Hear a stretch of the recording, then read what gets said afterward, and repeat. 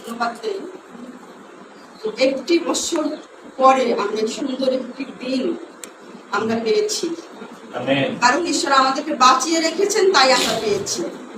কারণ আজকের এই দিনে বিগত হয়তো গত বছরে আমাদের পাশে যারা ছিল, এই বছর হয়তো অনেকেই নেই, কিন্তু আমরা সৌভাগ্যবান যে আমরা আজকে সেই দিনটি পেয়েছি।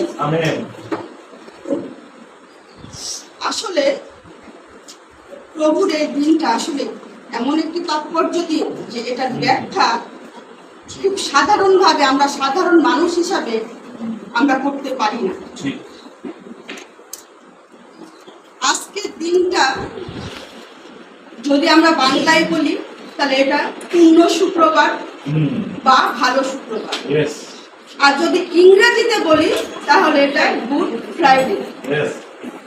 তাহলে আমরা একটা জিনিস চিন্তা করি